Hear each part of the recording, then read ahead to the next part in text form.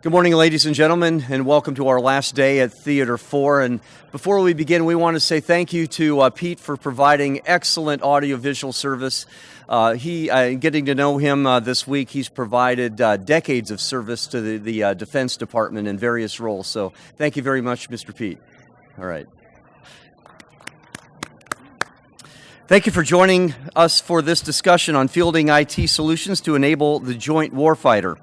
I'm Don Zimmerman with NetApp, and NetApp is honored to be a supporting partner of AFCEA's TechNet Cyber. Our speakers will discuss the challenges in connectivity and interoperability of the military Internet of Things, as DISA plays a role in developing IT standards to support combined JADC2 concepts.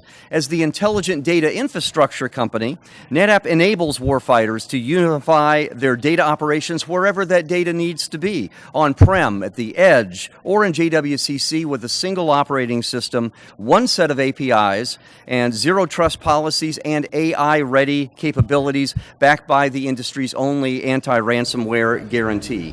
Our moderator this morning is Mr. John Basie, the Program Manager for ICAM, Identity, Credential, and Access Management for DISA.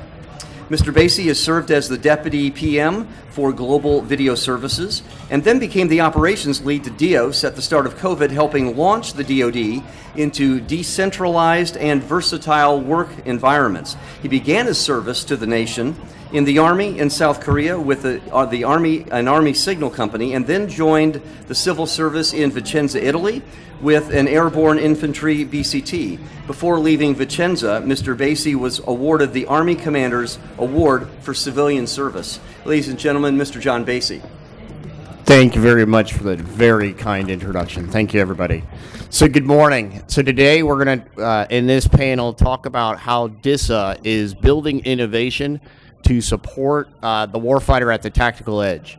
Effectively, the warfighter and commanders will see a lot of cool tools, the COPS and intel services, but they generally don't look under the hood to understand where DISA is supporting at a foundation.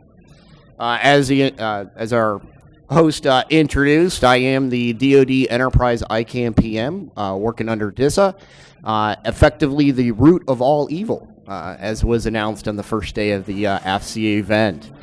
I've been it's been a great opportunity to work with partners from DMDC, DoD HRA, NSA, DoD CIO's office, and the number of technology and specialists and advisors and contractors around DISA.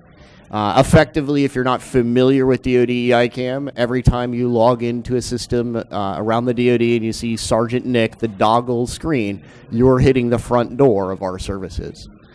So with that, we'll go through the introductions for the panel here. With us, we've got Betsy, Matt, and Dickie. I'm going to let them take the mic and let you introduce yourselves. Okay, thank you, John. I'm Betsy Park. I'm the program manager for the Electromagnetic Battle Management Program, Joint, EMBMJ. I have the most syllables to get through here, so please forgive in advance.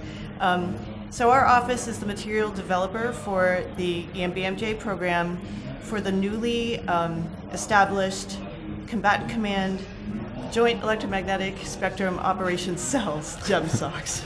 Okay, and our tool provides situational awareness, decision support, and command and control for the electromagnetic operating environment. We have a foundational requirement to be interoperable with both command and control platforms as well as the service EMBM systems, which are basically just being stood up, as are the GEMSOCs. Our current increments are focused on web-based capability, but we do have a DDIL requirement down the road.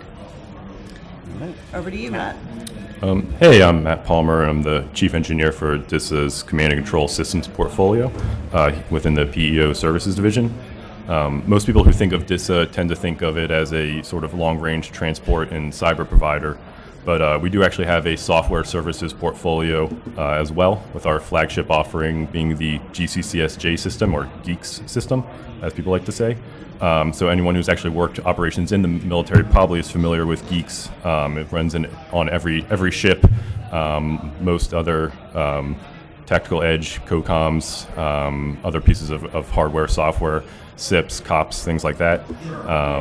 So most people in the military are pretty familiar with it in that function, but do want to note it has gone through a pretty significant modernization over the last 10 years.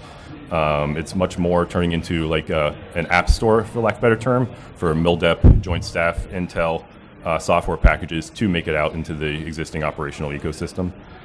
It's been refactored on a modern tech stack. It's going through a modern DevSecOps software factory, and is ready to meet the CJAD C2 needs. Hey, good morning. I'm Dickie Roundsville. I've been with DISA since 2011, so I've been there for a while. I started out in operations, and now I work in PEO transport. If you sat in and you heard the director talking yesterday, he talked a little bit about how DISA touches and supports just about every warfighter application. A lot of that is done through global transport. I mean, we're an enabler for just about everything. Applications, cloud, data sharing. We also touch AISR, teleport gateway. We provide SATCOM services. So we're a major service provider within the agency. Awesome. Thank you very much for all of your support and efforts along the way and working with DISA across the board. So I will forewarn you, there was a couple of questions that we scripted, but just to ask the questions, but there will be no softballs here today. It is the last day after all. Let's get down to it. So enterprise delivery, challenges. What challenges have each of you encountered within the last year? How do you see those challenges being overcome, and how can the vendors that are here at AFCEA help the DoD get to the next steps in our roadmaps? All right, I'll start. So challenges, part of the challenges that our program is experiencing is melding the agile software development process with the sort of more legacy processes associated with information assurance and deployment. And so, we are moving toward DevSecOps. We've stood up our initial DevSecOps pipeline, but there's that constant struggle with meeting the formal governance requirements and timelines and that kind of thing. And in terms of what industry can do to help, I think it's more us growing into what industry has to offer, because I think there is a lot out there in the DevSecOps pipelines that are really helping us to move along. It's just, maybe our speed of adoption. So, Matt, thoughts? I would say one of our biggest challenges is sort of how we, as a portfolio within DISA, or many portfolios in DISA, integrate into a lot of these larger modernization efforts like CJAD C2. These big modernization strategies sometimes, unfortunately, tend to modernize backwards. So they, instead of focusing on sort of the network and the ecosystems and the environments that would underlay all of the modern tech like AI and data lakes and fancy graphical interfaces and things like that, and really enable all that, they like to start from the cool tool and then figure out how to make that work, and then find that they've got years worth of tech debt that they've got to overcome. So I think a big part that we would like help with industry and really anyone is to really propose a logical order of operations to these modernization efforts, and sort of focus on the modernizing the transport, the tactical, the networks, the communications layers that would actually enable all of these other kind of interesting tools to function. Awesome. Dickie, your thoughts on that? Yes. First, I saw your panel yesterday on tech debt, and that was a really good panel because we've been dealing with that from a transport perspective, not just within the past year, but over the years. And one of the big things for us is TDM elimination. When technology comes out, it meets a need, it meets a requirement. But as it evolves, as it goes through maturity and then becomes legacy, you have to have some strategy to modernize. When you balance that out with what you get for the budget and what you get to manage and modernize, it is a bit of a challenge. In the case of TDM, we're actually we're replacing a network, the old Promina network, with a new network that allows us to operate at the edge, CTP or serial to IP network. And we're almost there. We're coming this year. We should complete and eliminate the Promina network. But I would say that managing that technical debt and managing the legacy technology and getting it out of is one of the biggest challenges that we face. But on top of that makes it even more complex is then you have talent management and trying to manage the people that you have coming and going in the Beltway, right? So I think the director used some astronomical 2 million miles worth of transport, global transport that DISA manages, and at the same time we got people coming and going, right? The turnover in our PEO alone, we've lost like 4 or 5 of our PMs, and dealing with that and trying to hire at like GG12 and the pay scales. If you sat in on the Fulcrum panels with the CEO, one of the things that they talked about was people. It was one of their LOEs. It was, hey, we've got to get people. Well, we're where the rubber meets the road, and you don't do anything without good people. It's just that simple. And then trying to hire him, I have like 8 12s that work for me. We're trying to train them and grow them organically. When we hire these people, they're not necessarily a perfect fit, but we try to grow them into the position. So you take the old technology, we could talk about new technology and software definition and the threads and AI and ML, but if you don't have the people to manage it, you've got a real problem. And in the Beltway, it presents its own challenges. Awesome. I'm actually going to pivot off of something Matt said about, foundationally, and we're worried about modernizing the applications and software and not looking back at some of the infrastructure side of things. I'd even venture to say that a lot of times industry follows almost like a cat, the little red laser pointer on the wall of what does Congress or what does SecDef say is the number one buzzword. And it was DOS at one point in time, and now it's ICAM and Zero Trust. And that's fantastic that we have vendor support there. But as we keep following that red dot forward, there's a lot of apps that fall behind in their ability to keep up with modern tech and standards. So it'll be interesting, and it will be helpful to vendors instead of focusing on what is the key buzzword that comes out of events like this. Going back and working with those application owners and those system owners, those infrastructure owners, to figure out how to help bridging them so they aren't doing multiple modernizations year after year after year. Mm-hmm. All right. Anything to add? Yeah, I do have one thing to add, because you asked about the contracts and how contractors can help us. And I was sitting on a panel, listening to a panel last night, and I thought one of the best points I heard, it probably throughout this whole thing, was how can contractors help? And it was Colonel Strauss. He was talking about what's good business development and what's bad business development. And I thought, to the point, that was a good discussion, because if you approach us with solutions, you need to not box us in like John was saying. We do need the white papers. We do need to understand what you have to offer.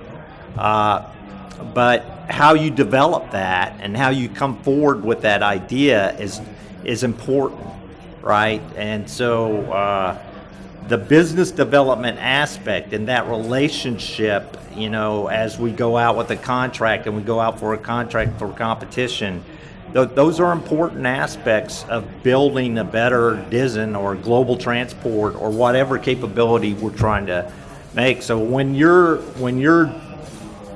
advocating, remember to give us the full picture of what you can do for us. Fantastic. I'm actually going to pivot. That's a fantastic point. I'm going to pivot with a different question than what we probably talked about a little bit in advance. But to say that most of the folks that are here are industry, and they talk dollars and cents, and they talk business case analysis and metrics and data. Where we in the DoD, when we go venture and we start initially pulling back the curtain on a particular technology or solution, I think one of the problems we run into in the ICAM space is economy of scale. And one, can the technology actually scale to the needs that the mission of the warfighter? It's not, a company of 10,000 people. We have, millions of individuals, and each one of those individuals has 4 or 5 devices, and we get in the infrastructure. What challenges have each of you seen in your areas where maybe the technology sounds great on paper, but it can't scale at the DoD? And what is your recommendation for those vendors to approach that challenge? Well, I feel like my initial, what comes to mind is kind of an edge case for this crowd. We're heavy into using rather complex modeling and simulation behind the scenes, and trying to do that on the web, is complicated. So, having scalable, high throughput resources on the back end, enabled to support, speed. That's a big challenge for us, and but I feel like it's an edge case. I mean, we don't have as many users as you all do. Our users are in the hundreds rather than the multiple millions. Okay. So anyway, that's our challenge, and industry ideas on how to manage that and how to improve that high processing, computational back end would be helpful. So I would say that, in our world in C2 and the warfighting community, there is a big desire to have that Internet of Things of warfighter and tactical data in the same way we're used to in the commercial space. But the data strategies to implement that tend to be just very overly simplistic.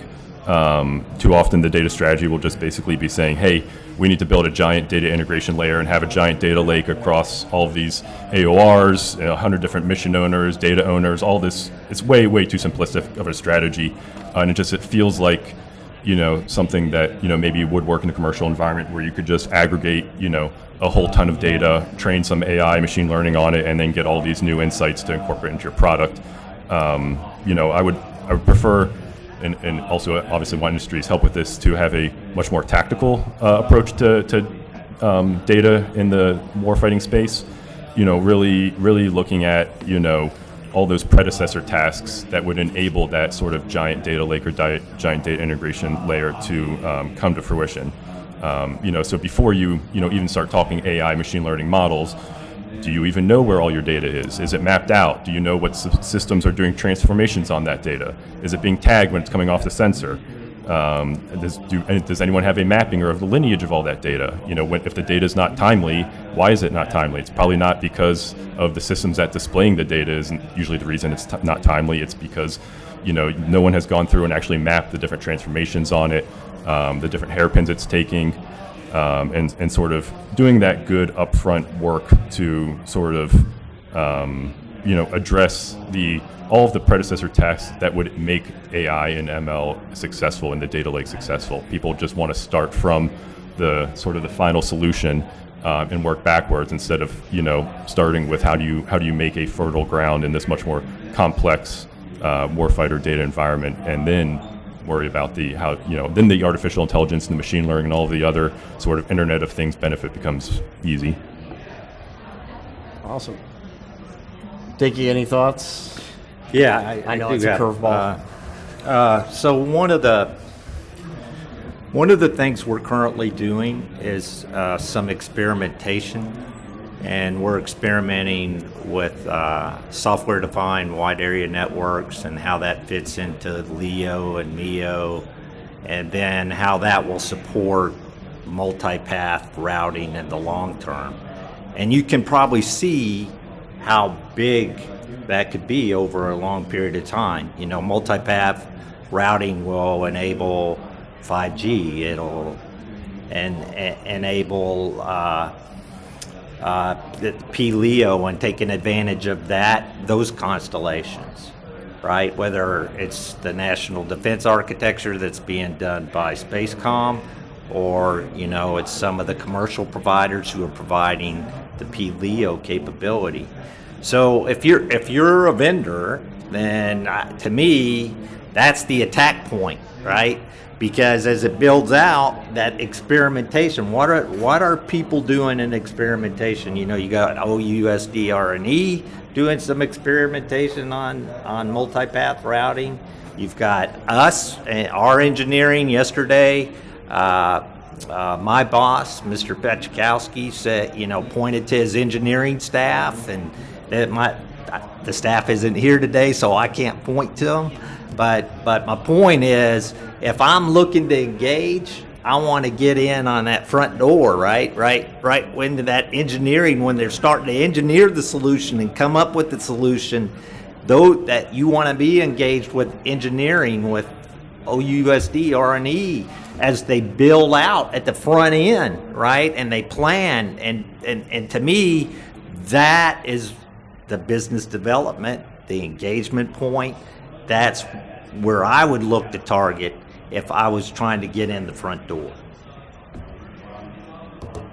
Fantastic. Yeah. All right. Pivot back to some of our topics, and we hit on data. We hit on the different amounts of assets that we have, the data flowing across infrastructure and routes. Data becomes it used to be like a known and common uniform term, but now it's being used kind of like Kleenex is the name for every kind of tissue out there. What are some examples within this context that you could talk about as far as the data you have, the data you generate, the data that you use or need, or the challenges? Matt hit on it perfectly on a lot of the big data, and we get into data lakes and complexity. But for your specific areas, what are those things that you see most challenged with data? And I'll go ahead and go off and say that ours is standardization. You can have a last name, a surname, a family name, and it's all the same value, but everybody calls it something different, and that creates more complexity with application design and interoperability. So from each of your perspectives, what are your challenges with data today in the DoD? Well, we really have big data challenges. As a matter of fact, we're pulling in data from a variety of very disparate sources. We bring in GeeksJ data, for example, but a number of other data sources. And some of the data comes from our legacy systems in the spectrum management world and the electronic warfare world. And what we have experienced is that the data is not complete. There's lots of blank spaces. There's lots of, fat fingering, misspellings, so we really struggle with that. And, this is a great opportunity, as Matt, discussed, you can't really do all the fancy AI on this type of data. So we are actually looking at machine learning to help us kind of, to groom our data and to get it, prepared for more sophisticated types of, data fusion, data correlation, and hopefully implementation of AI. So we're kind of on the beginning of that process. But just the fact that we're reliant on these legacy systems that have so many so much inconsistencies. So much data that nobody has touched or groomed in 20 right. years, Yeah. and now it's like, okay, where do you start with eating the elephant? Yeah. Matt? I would say, with the data we use in GCCS is largely, we just call them observations. There's really no such thing as sort of ground truth data in COP, Common Operating Picture, because you're basically taking sensors that are generating your COP data are really just taking observations on something that they pick up going through time and space. And geeks, perform sort of the math and the analysis to turn that into an object and tell you what that object is. But there's no such thing as like necessarily a ground truth. This is what a ship looks like, or a plane, or a drone, or this and that. You're really, taking a variety of observations from a variety of technologies, and doing your sort of best guess science as to what it is, where it's going, why you should care about it, why is it a threat, things like that. So I think one big challenge is just as new sensors come online, as sensors modernize, as sensors get deployed, at the tactical edge, how you just combine all these disparate formats into one object that you're tracking through time and space. Like a good example is, if you get a drone video feed of an object and a traditional radar sensor picks up that object, how do you combine video? How do you turn video of something into a trackable object in time and space that you can put a coordinate on? You essentially have, a picture of something, and then you also have other various things that are more geospatial, and just the data. All those things have their own data standards, their own models, their own working groups, both in military and private industry. And I know our Geeks team is, really on the cutting edge of how do you map all of that to one data model for an object, when all these disparate things. So that's a huge challenge, and I think it's when each sub element of the track has their own standards, but who has the standards of standards? Yeah. Sort of problem. Exactly. Before we position to Dickie here, just a follow-up to that. At least in the Geeks space, or the tracks, or the COP space, is there something to be said that realistically you don't need data from 1982 or 1995? You need data that's coming in real time and only has a time to live for a certain period? Yeah, for certain. Basically, the data kind of fossilizes, and the older the data is, the less accurate it is always, or just about always. So the timeliness of the data is it's not just the quality of the observation; it's the timeliness and the quality of the observation all have to be taken into consideration. And timeliness affects different types of sensors and objects differently. So like a drone video is going to be accurate at the time the video was taken, and an object in motion is going to be more affected by timeliness than a static object, like an airplane hangar that's not going anywhere, or a facility versus something moving fast. A ship doesn't move as fast as an airplane does, or a ground unit. So all these things are all factored into and programmed into the math behind the scenes. So positioning to Dickie for like transport, for spectrum, for the signaling of the data getting from intelligence to the warfighter, the tactical edge. How do you see improvements coming to support the amount of data that the DoD is, I want to say, exponentially trying to process worldwide every day? Well, the Navy CIO yesterday, I thought it was very interesting when they talked about connectivity and data. And they said they will actually possibly use the opponent's connectivity to pass data. That data is becoming the central strategy rather than connectivity, which to me is a vastly different approach from network-centric warfare that I sort of cut my teeth with and grew up with. So and it's hard for me to grasp. I'll be honest with you, the uncertainty of passing data. We deal with diversity, and diversity is important, right? We're going to talk a little bit, I guess, about the non-availability and dealing with D-Deal and how to work in that environment. My job is for that environment not to occur, right? To have connectivity so that environment does not occur. But, I mean, in the fog of war, that's probably not realistic. But to the point, That is why we're doing this experimentation with multipath routing, right? Because it contributes right back to where the CIO was talking about. If there's an available path, then I can find that path and I can work on that path. I can go down that path, right? But you have to have some means of automated methodology to make those changes.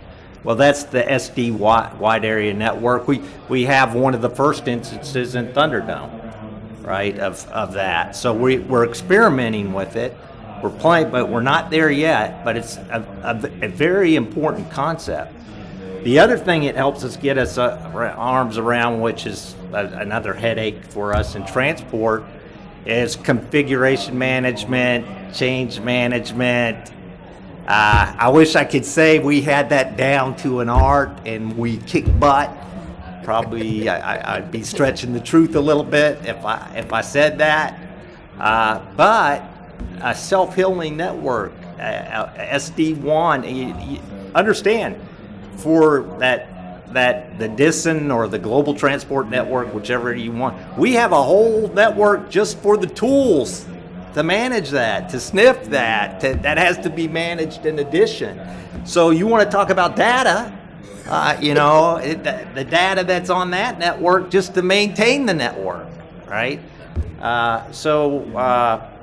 Getting our arms around data, but actually when it comes to the network is eliminating the need for some of that data, right? Getting rid of some of that data through technology and innovation. I think that's why people get so excited when they talk about AI and ML, right? Because those are supposed to be the answer to that, right? They're supposed to come up with the answer on the fly. And, I see that as a work in progress, a worthy goal, and something we need to pursue. But we are literally overwhelmed with data. I mean, the amount of data we have is overwhelming. That is a great observation and perspective about, we need to probably try to figure out whether a certain amount of data has just completely aged out and it just needs to be just let it go. Not to mention recognizing that commanders at the front end and the tactical edge, they don't need to have all petabytes of data. They need to know what is the knowledge and intelligence gained from that data in a bite-sized amount, and that bite size can be rapidly shot across the world through various networks and transport. That's fantastic. And you open the can of worms, so let's go ahead down the path. DDIL. What is the biggest challenges for you for DDIL? How do you see it strategically getting after it? What is your recommendation based on your opinion, your experience for where DoD needs to focus their attention? Oh, okay, off the You cuff. were there. You were there. You're on the button. Talk. Okay, that's fine. Okay, I work for at Joint Forces Command. I work for General Mattis, and General Mattis would walk around the hallways at Joint Forces Command, and keep in mind, we did technology assessments. We were all about making sure you were connected, network. He'd walk around the hallways and he'd be asking people, what would you do if you had no network, if you had no connectivity? What would you do? How would you fight that war? My perspective is the only way to fight that war is to practice fighting without that connectivity, right? I mean, I don't know how you get at that problem any other way. But to train I think that's where the Marines are trying to go with the DDIL thing, is to figure out how to fight without the connectivity. So, yes, maybe you can use your opponent's connectivity. Maybe you can connect that way.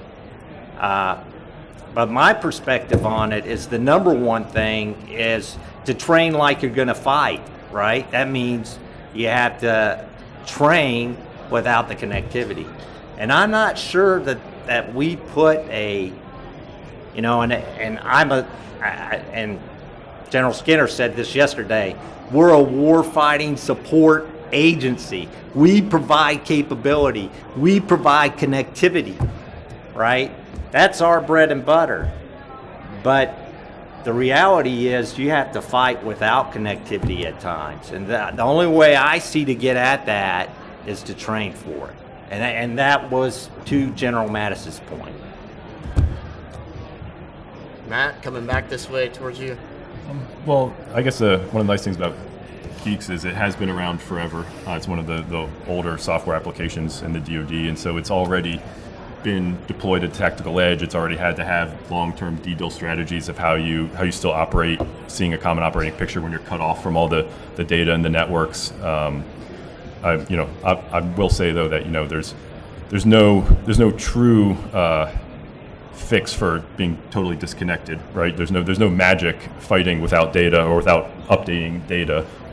It's a lot of just mitigating the problem and sort of doing the best you can while you're disconnected. So I do feel like there are some strategies that people talk about that have made a lot of sense. I feel like in DDIL, we usually think of it in a binary terms. You either have great connectivity and you're near your kind of big HQ level data center, or you're on the tactical edge with like a backpack. And a lot more of the modern strategies, warfighting strategies, you'll see more of these sort of mid-level DDIL strategies where you don't just have, the tactical edge and the giant HQ, but you have this whole sort of middle level grayscale of other types of nodes, things that kind of can extend not maybe the full connectivity of the big data centers, but a reasonable amount of connectivity midway points and things like that throughout the AOR, so that the tactical edge isn't hundreds of miles from the data center. It's maybe only 100 miles from one of these mid-level nodes, and so it actually can get a reasonable amount of compute and update from sort of your large level data centers and things like that. And just seeing tens and tens of those mid-level nodes put out, whether on equipment, on islands, and wherever they need to be, not just thinking of DDIL because a data center goes down, but if a data center goes down, do you have 20 or 30 moderate level nodes still in support that can give a reasonable amount of connectivity to the tactical edge? So actually what Matt just talked to is exactly the way that we're looking at it as well.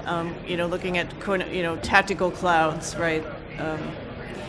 Multiple closer to the edge clouds. And so that's really what we're looking at, although we are building so that, lessons learned from other programs, once we're disconnected, at least you have the picture you had at that time, and then when you reconnect, we're building so that you'll, get the updates and be able to, reestablish what you need. So I would say that your experience with that is pretty right on to what we're looking at. Awesome, and I'm glad you pivoted to say like multiple nodes around the space. I was about to think I was going to end up on a differing opinion with you, Matt, because I'm not a big fan of like building another data center. My experience with USFK J6 and the 173rd Airborne in Italy taught me that most of the mission owners need to be able to pick up and move the data center to as close to the fight as the line advances, and to move it out of the way of artillery and missile tracking. So really appreciate that insight of like, let's do an enterprise, and then let's get the services in a box, either on the back of a truck, on a boat, or in a flyaway kit, that it can be moved and pick up some of that debt of trying to go clear across the transport back to CONUS for every last time. It's not even necessarily makes that efficient either, right? If your sensors are at the tactical edge and your shooters are at the tactical edge, why would you send your data all the way back to the data center to get the analysis, only to have to send the analysis all the way back to the tactical edge to inform the shooter? You really, there's huge emphasis on, the tactical edge being able to support itself, for lack of a better term, or as much as possible. Awesome, absolutely. And to that point, the Air Force had a program called Theater Deployable Communication, and they're looking at the follow-on. So this whole discussion about SD1 and enabling that connectivity at the edge of the spear, that's what that is capable of doing, right? Pushing it out to the edge where you can connect, possibly even take advantage of the other side, as the Navy CIO put it. But the other thing we're doing is trying to working with commercial partners to build diversity into the network, not just on the DISA on the federal side, but on the commercial side as well, so that you can link into our network, whether it's from a through commercial connectivity or through federal connectivity through our core backbone. Fantastic. Yeah. All right. I actually forgot what time we're supposed to wrap up, but I did want to give some time for questions. And I don't know if we've got a handheld. We've got a handheld mic. Does anyone in the audience have any questions for the panelists or the topics we've been discussing? How much collaboration are you guys doing with other intel agencies or with SOCOM or NGA, NSA on some of these strategies that you guys are trying to incorporate, even around data or connectivity? Because it seems like when you start talking about edge and bringing that data out to the edge, and there's other policies that might interfere with that, anti-tamper type policies that are being put in place, or so trying to recreate this, I think it almost has to be like a consortium around all these agencies to make sure you're kind of aligning to do the same thing, if that makes sense. It does. It does. Ooh, got a little bit too close to the mic that time. I'll take. You want to take first, or I take first? Doesn't matter. You can go. Within the ICAM space, we have a solid partnership with NSA and DoD-CIO, and across all the other, I'm going to get this number wrong, my team's going to shoot me later, but the 6 authorized ICAMs. So for the 3 components and a couple other agencies that have their own ICAMs. So we are integrated at the top of the CIO level, working with those capability providers for the ICAMs, for the user data and standardization, and getting after what are the challenges of the warfighter across the board. And that is helping shape and change policy so that it makes sense and it enables operations and not just being policy for the sake of policy. I was just going to say that, a lot of that collaboration does exist today. It's certainly not perfect, but, at least within RC2 portfolio with Geeks, the requirements come from a huge, diverse body, right? Geeks and DISA don't own a huge amount of the sensors that give data to Geeks, right? The IC owns that, other combatant commands own that. So they already play in our space a lot. Because Geeks is sponsored by the Joint Staff J3. They have like a pretty robust requirements process that gets input from all these agencies, and sort of like a bit of a democratic vote on what goes into Geeks, and they approve our data model and things like that, so that because they're the ones, a lot of those other groups like you mentioned, they're the data producers. They actually produce the data that we use. We're more of the data transformers and displayers. So our data model has to match up and sort of be somewhat beholden to their data models and what they're producing. And they tend to know what data they're producing, what data model for the data they're producing most accurately describes that data, and that we have to not transform or differ from that model in a way where there's data loss at any point through our transformation. So from the data side, we work really well with them. I would say from the big picture, DoD to IC strategy can be tough. Sometimes DoD will get a lot of money to modernize and do something, and the IC won't. Or example, they want these data at the tactical edge, but no one's investing in the cross domains to actually bring that data down and all things like that. So it's some of it's just when you think of modernization in this space, you really want it to be like an entire front line moving forward in tandem. It doesn't really do any good for one group to outpace the whole rest of the ecosystem. So while we do work well together, I would say it's much more challenging on the funding side and the modernization side, because our budgets don't all come to some central thing, right? They're all individual with individual plans and paths, and then a lot of times it's us at the worker bee level trying to figure out how to be lockstep, even when our seniors are not. I'll say this about DISA. I feel like DISA, and I've been with several organizations. I was with the Air Force for 20 years. That DISA has this right. We have organizations out at these commands. We have people on the ground who are taking in their requirements and talking with them and shaping the problem space even while we're in the fight. And so I don't think, and I work with the joint staff. I'm on the joint staff on a team working on JADC2. So joint staff's important. The DoD Beltway's important. But more important than all that is having people on the ground right out there with the warfighter, which DISA does. We are a joint warfighting support agency, and we have people on the ground to show it. And if you're not familiar with those field offices and you're a part of a combatant command, please reach out to your J3s, your J6s, and get in touch with them. What we saw a lot of times with, during the COVID crisis and everybody mobilizing to come up with solutions fast, the DISA field offices were a huge advantage to get the word out and the messaging out when you didn't necessarily have people in the building that could get the email at that point in time. And a lot of times the units will overlook that asset, and they'll think that if they just find somebody inside DISA headquarters they could email or call, that'll get the job done faster, and it doesn't. The field offices know where to contact, who to contact, and how to collaborate. Next question. This gentleman right here had a question. I don't know where the mic's at this point.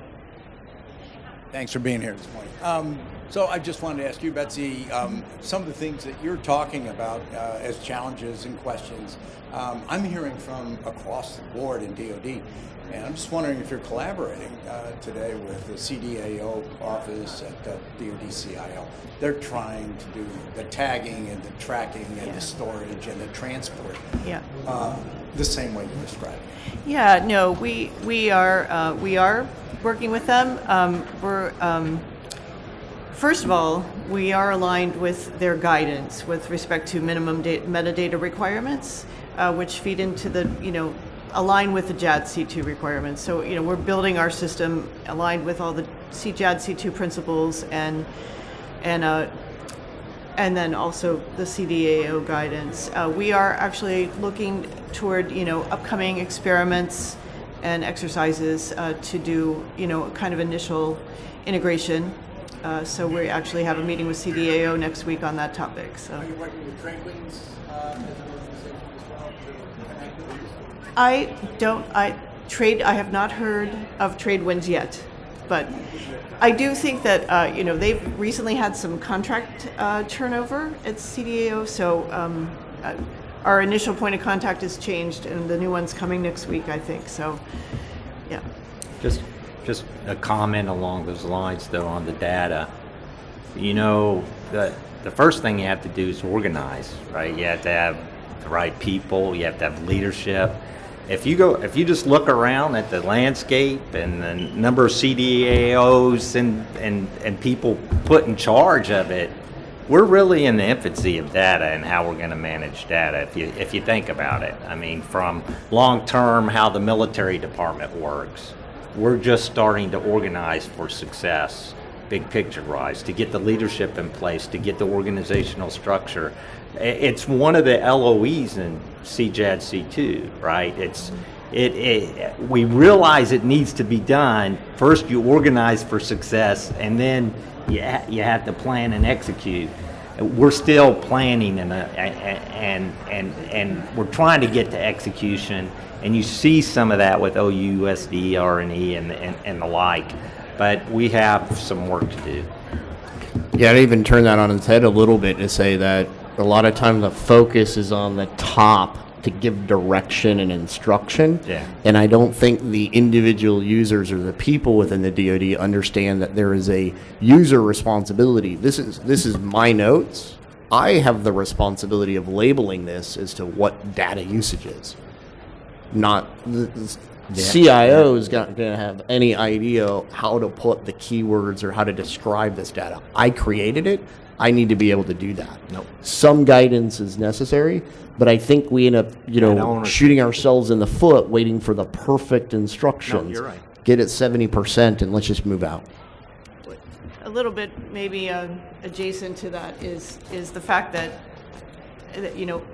end users of various tools don't understand how their data is going to be used upstream.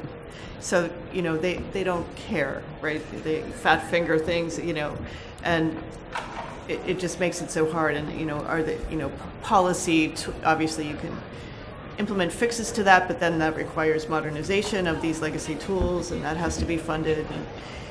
And just the fact that you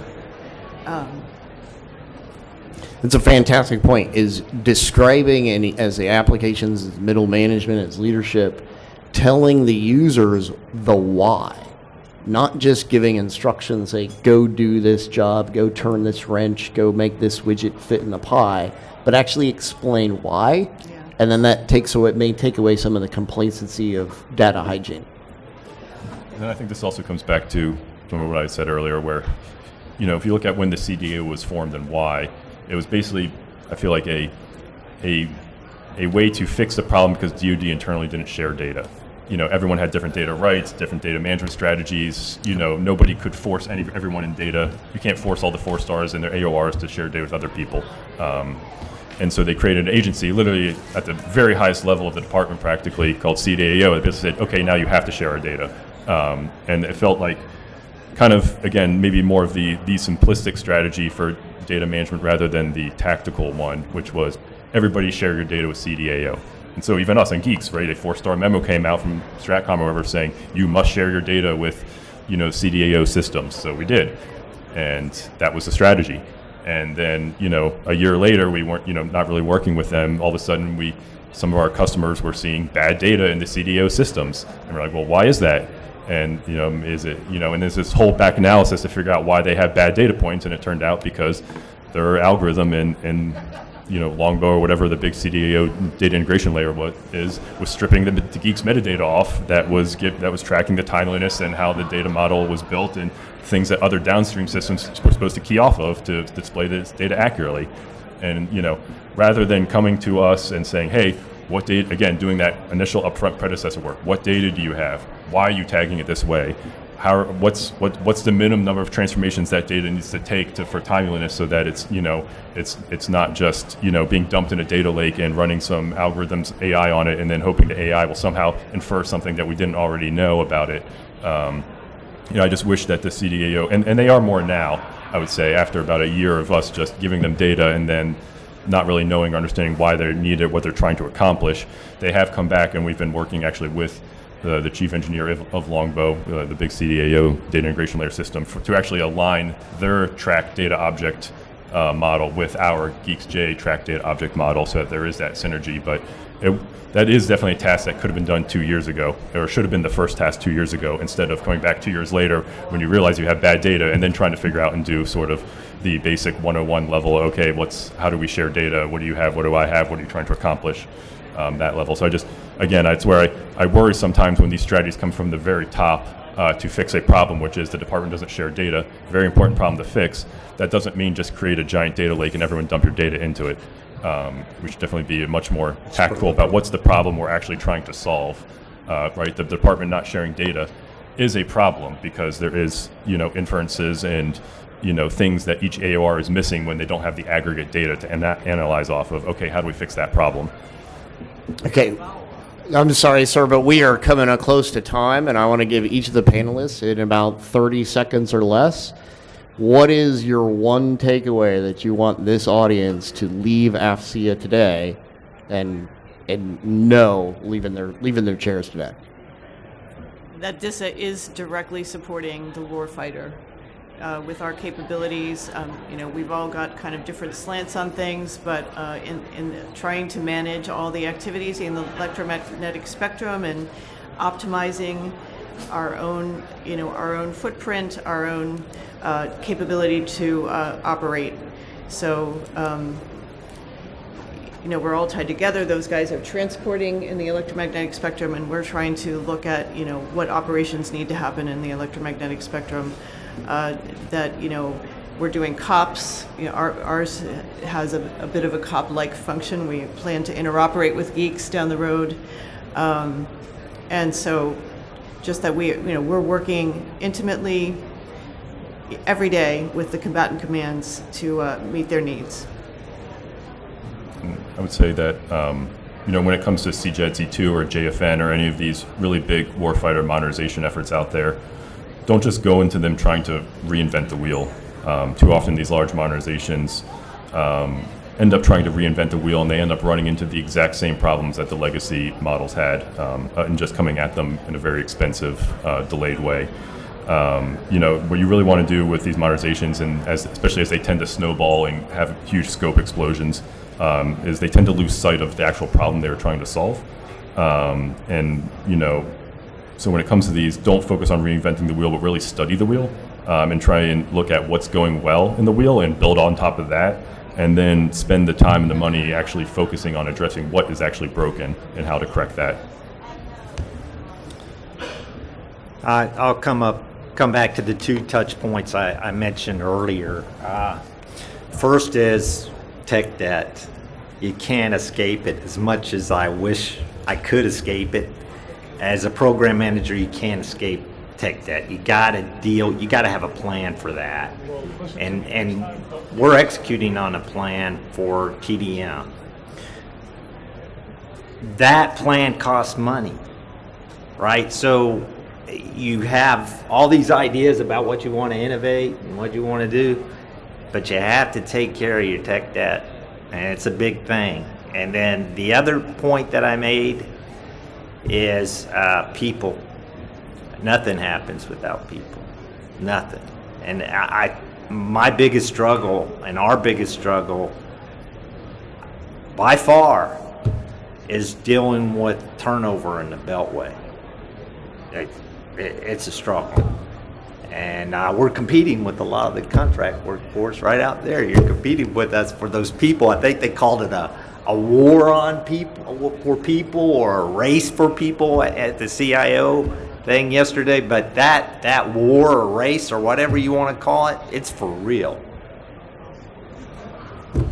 Awesome. So my kind of takeaway for the group, and pulling it back to enterprise services, the ICAMs have pretty much settled on kind of like their key players or the key partners in industry. We really need the support from the vendor community to focus on helping the application owners getting that next leap, that modernization, or a stepping stone towards the zero trust integration interoperability.